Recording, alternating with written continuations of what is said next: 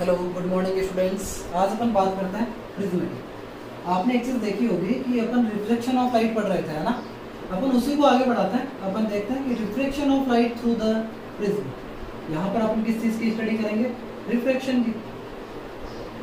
आपको पता है, कोई भी अगर अपन देखें कि अपन प्रिज्म को ओवर ले रहे हैं तो प्रिज्म एक अपने पास उसकी एक लेयर एक ट्राइंगल की तरह बिहेव करती है, लेकिन एक्चुअल में अपना प्रिज्म होता किस तरह है? आपका प्रिज्म हमेशा आपको इस तरह दिखाई देगा।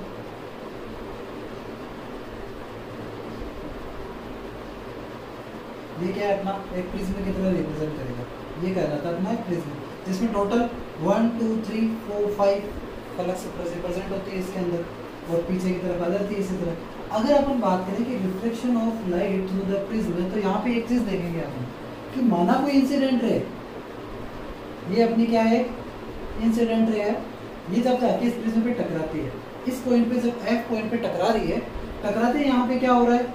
Reflection of light one medium से सेकंड मीडियम के अंदर क्या कर रही है? ये एंटर कर रही है। तो यहाँ पर अपना नॉर्मल बन रहा है सरफेस के साथ 90 डिग्री के एंगल पे, ये अपना इंसिडेंट एंगल है। और रे ऑफ लाइट टकराने के बाद जैसे ये यहाँ से रवाना हुई, यहाँ पे गई, यहाँ से जाने के बाद ये किधर जा रही है? इस डायरेक्शन में चली गई। जब ये इस डायरेक्शन में पहली सरफेस पे टकराई, पहली इसकी फलक पे टकराई, तो यहाँ पे जाके फिर टकराएगी किस पे? सेकंड सरफेस पे।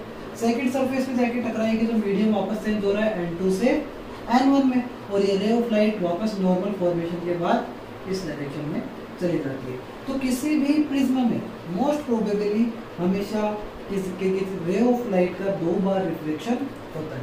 जब इस रिफ्लेक्टिव रे को अपन कंपेयर करते हैं कि हमने जब इंसिडेंट रे को आगे बढ़ाया तो ये इस डायरेक्शन में जा रहा है, इसी तरह जब जो रिफ्लेक्टिव एग्जिट रे, इस एग्जिट रे को जब आगे की तरफ बढ़ाया तो ये इस डायरेक्शन में जा रही है। इंसिडेंट रे और जो एग्जिट रे, दोनों रे के बीच में जो एंगल का डिफरेंस आ रहा है, वो एंगल का डिफरेंस क्या कहलाता है? डेविएशन ऑफ प्रिज्म, कि वो प्रिज्म कितने अपना डेविएशन देता है। तो यहाँ पर डेल क्या कहलाएगा? अपना डेविएशन एंगल। इसी तरह एंगल ए, ये क्या कहलाएगा? अपना प्रिज्म एंगल। आपको निकालना क्या है? अपन यहाँ पे लेके चलेंगे, अपन यहाँ पे डेविएशन निकालेंगे ये प्रिज्म के लिए कितना आता है। और सबसे पहले अपन इसमें डेविएशन निकालने के साथ साथ इसके अंदर जो बनने वाली प्रॉपर्टीज है उन सबको भी देखेंगे। यहाँ पर अगर अपन देख रहे हैं, ये नॉर्मल जो अपना जा रहा था, इस ये नॉर्मल और इस एग्जिट रे की तरफ बनने वाला नॉर्मल, जब दोनों को पीछे बढ़ाया तो ई पॉइंट मिल रहा है, ये अपना एंगल आर बनेगा। इसी तरह ये वाला एंगल क्या बन रहा है? यहाँ पे आर डेस बन रहा है। तो कुछ प्रॉपर्टीज यहाँ पे लगती चल रही है, उन्हीं को अपन लेके चलेंगे। आप एक चीज देख रहे होंगे, यहाँ पे क्वाड्रिलेटरल बन रहा है, A F E G, quadrilateral A E F G. आपको पता है कि क्वाड्रिलेटरल के अंदर कि जो टोटल एंगल है वो कितने डिग्री का होता है? 360 डिग्री का होता है। अपन एक काम करते हैं, यहाँ पे 2 एंगल ले रहे हैं, angle A plus angle E, दोनों का टोटल हमेशा कितना रहेगा? 180 डिग्री रहेगा। ए प्लस ई कितना रहेगा? यहाँ पे 1 प्लस 180 डिग्री रहेगा। इससे पहले अपन एक काम कर लेते हैं, अपन अपना डेविएशन निकाल लेते हैं। डेविएशन के लिए ये तो चलो अपने ले लिया जो ठीक है। इसके अलावा अपन एक पॉइंट लेते हैं कि ट्राइंगल ले रहा हूँ, एक ट्राइंगल ले रहा हूँ मैं ये वाला, और इस पॉइंट को मान लेता हूँ मैं जैसे Q पॉइंट मान लेता हूँ। तो ट्राइंगल Q F G, इस ट्राइंगल के अंदर आप कुछ चीजें देखोगे, क्या दिख रही है आपको? आप ही बताओ मेरे को। ये वाला एंगल अगर अपना I है तो ये वाला टोटल एंगल भी कितना रहेगा? अपना I रहेगा। तो अगर इस इतना सा एंगल निकालने की जरूरत पड़े वो कितना आएगा? I minus R। इसी तरह इस वाले में अगर देखो तो ये टोटल एंगल E है, तो ये वाला कितना आएगा? E माइनस R डेस। क्लियर है? अब इन चीजों को अपन लेके चलते हैं कि कोई ट्राइंगल है, ट्राइंगल में आउटर एंगल इनर एंगल के टोटल के बराबर होता है, यानी I minus R plus E minus R डेस, ये आएगा। इसको अगर अपन लिखें सही तरीके से तो क्या बनेगा? Del equal to I plus E minus bracket में क्या लग जाएगा? R plus R dash. Equation number, ये अपना क्या आएगा? डेविएशन आएगा। इसी की वैल्यू अपने को फाइंड आउट करनी है। अपन एक कंडीशन लेंगे। अब एक बार दूसरा ट्राइंगल लेते हैं, ट्राइंगल FGE। जब बात कर रहे हो ट्राइंगल FGE में, तो इनर एंगल टोटल कितना रहता है? हमेशा ट्राइंगल का 180 डिग्री रहता है, यानी R plus R dash plus E equal to कितना आ रहा है? 180 डिग्री। इक्वेशन नंबर क्या आ गई आपने? थर्ड आ गई। इक्वेशन 1 को और इक्वेशन 3 को कंपेयर करो। ई की जगह ई है, 180 का 180 है, यानी ए की जगह कितना आ रहा है आर प्लस आर डैश। तो बाय 1 एंड 3 क्या बनेगा, A equal to R plus R dash. Equation number क्या बन रही है आपके 4 बन रही है। अब अपन एक यहाँ पे कंडीशन लेंगे। क्या कंडीशन ले रहे हैं कि in the condition of minimum deviation, deviation का मतलब है कितने अपने एंगल्स के साथ चेंज हो रही है। अगर ये चेंज अपन मिनिमम मानते हैं तो ये एंगल आई किसके बराबर होगा, ई के बराबर होगा। जो इंसिडेंट एंगल है वो हमेशा एग्जिट एंगल के क्या रहेगा, मोस्टली बराबर रहेगा। इसके अलावा इस कंडीशन में आर बराबर क्या रहेगा, आर डैश। और जो अपना मिनिमम डेविएशन आएगा वो डेविएशन क्या आएगा, मिनिमम डेविएशन के रिप्रेजेंट में आएगा। तो यहाँ पर अपना क्या हो जाएगा, इक्वेशन 4 में क्या चेंजेस हो जाएगा, A equal to R plus R हो जाएगा, R equal to R dash है, यानी आर 2r इक्वल टू कितना हुआ ए, आर की वैल्यू कितनी आएगी आपकी a बाई 2। ये आपकी किसकी वैल्यू आ जाएगी, आर की वैल्यू। इक्वेशन नंबर 2 से अब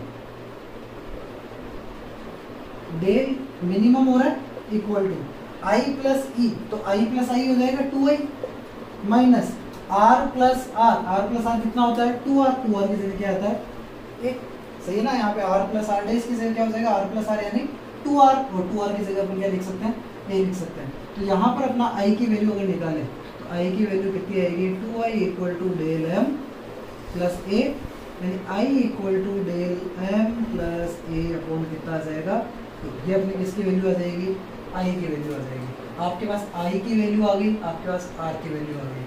आपको याद होगा कि स्नेल का नियम क्या रिप्रेजेंट करता है, स्नेल्स लॉ क्या है, स्नेल्स लॉ बताता है n2 upon n1 equal to sine i upon sine r।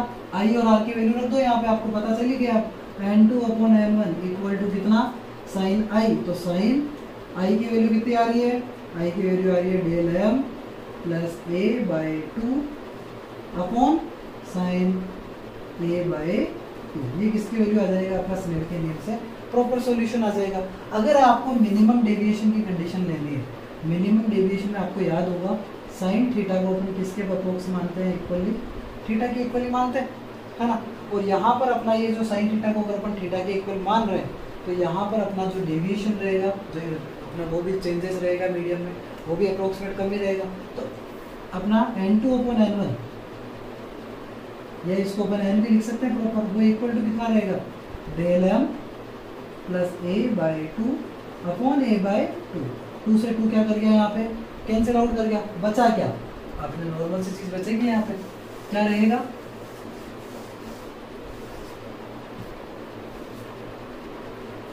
n equal to क्या आएगा, del m plus a upon a।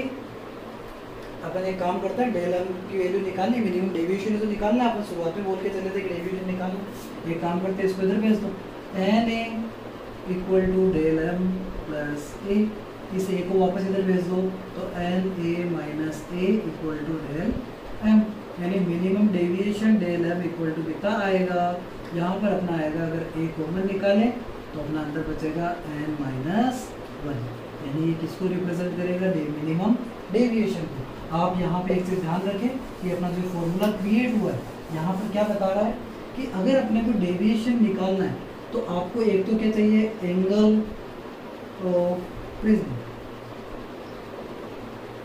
वो आपको क्या चाहिए होगा एक, और एक आपको चाहिए n यानी रिफ्रैक्टिव इंडेक्स।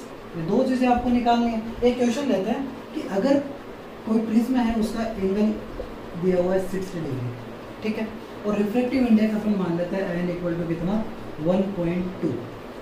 ओके, आपको पूछा गया है इसमें डेविएशन निकालो प्रिज्म का, तो कितना आएगा, del m equal to n कितना 1.2 60 माइनस सॉरी अपना a इक्वल टू कितना 60 1.2 माइनस 1 आएगा।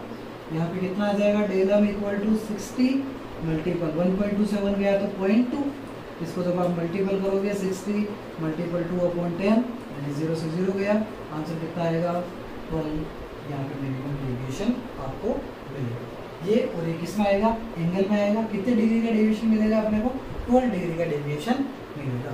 Thank you, have a nice day. आज के लिए अपन ने थोड़ा पढ़ा प्रिज्म किस तरह रिफ्रैक्टिव इंडेक्स को रिप्रेजेंट करता है, किस तरह प्रिज्म के अंदर अपन रिफ्लेक्शन को अपन एक्सेस कराते हैं। अगले चैप्टर टॉपिक में अपन डिस्कस करेंगे कि अगर इस प्रिज्म में अपन कोई रे ऑफ लाइट इंसिडेंट कराए तो वो 7 कलरों में डिवाइड हो जाती है, जैसे अपन डिस्पर्सन के नाम से जानते हैं, उसको अपन अच्छे से कैलकुलेट करते हुए आगे बढ़ेंगे।